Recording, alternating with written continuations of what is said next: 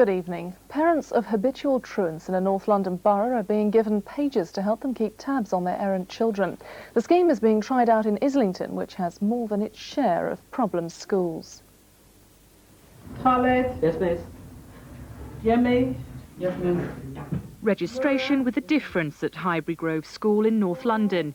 Here, if a pupil's not in class, the parents are alerted within minutes by computer.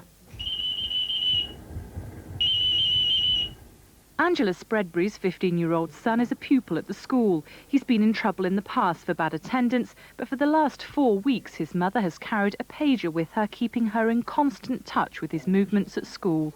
By the time they get to actually tell you, it's like next week or the week after. So with the bleeper, it's straight away, so that there's no getting away from it. You can actually pull him when he comes home if he's been missing. Since the introduction of the bleeper system, teachers at Highbury Grove School have noticed a marked decline in the number of lessons missed by most persistent truants. Although they admit the whole scheme depends on the cooperation of parents.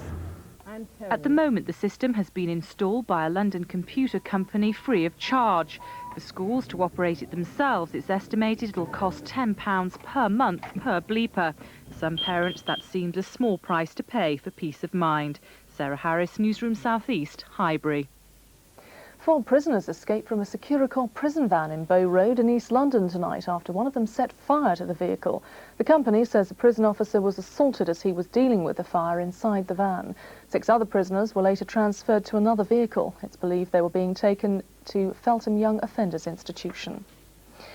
Now, it's one of the saddest signs that Christmas is approaching. The annual appeal to help London's homeless. It was made today by the actress Joanna Lumley, star of the BBC comedy Absolutely Fabulous.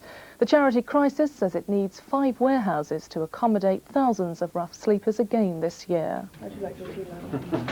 Pouring tea but offering more than sympathy. One of Britain's best-known actresses was lending her help to the homeless. Living in London, homelessness has always been something that has weighed heavily on me. The idea of this huge city with so many empty spaces and people sleeping rough doesn't seem fair, particularly at Christmas time. Last year, more than 2,000 homeless people in London enjoyed a roof over their heads and hot meals during the Christmas period. 5 buildings like this one used in the past are now needed. What we're looking for is a number of warehouses throughout London. We're looking for several mixed shelters and also a women's shelter and a volunteers accommodation. So, I mean, the demands are high, but that's what we're asking for. And the buildings needed right now if the project's going to meet its Christmas deadline. Heather Lima, Newsroom South East, Central London. And that's it for the moment. We're back in Business Breakfast tomorrow morning, but now let's take a look at the weather with David Lee. Good evening. Well, more cold weather to come over the next few nights with widespread frost. We've had a northwesterly wind today as our deep low has moved away, and that's brought a mixture of sunshine and showers, and the same sort of pattern, I think, over the next few days. Widespread frost around at the moment, and overnight temperatures in the north could be as low as -6 to -8 degrees. But near many of the coasts where the wind is onshore, temperatures just a shade above freezing, and those winds bring a fair number of showers. Here are the showers on the radar, pushing southwards from Northern Ireland through Wales and in towards southwestern parts of England, and also across northern eastern Scotland down those eastern coasts of England. Now these, I think, will move slowly eastwards, whereas also those in North Wales could move slowly eastwards too into the Merseyside area as the northwesterly winds back more towards the west.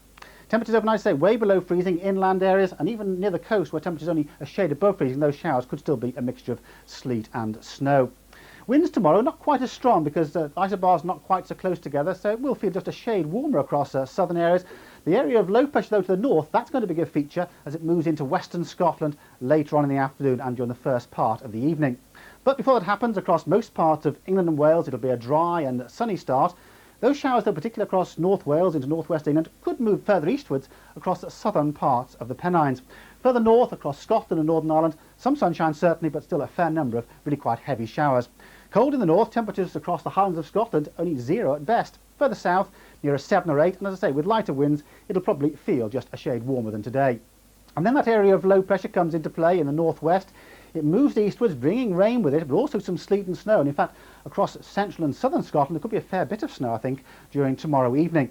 Then it moves away, and we have this run of north to northwesterly winds really for the rest of the week, giving us that mixture of sunshine and showers. Many of the showers wintry, particularly on the hills in the north, but many eastern and southern parts of England largely dry with some sunshine and widespread overnight frosts. Good night.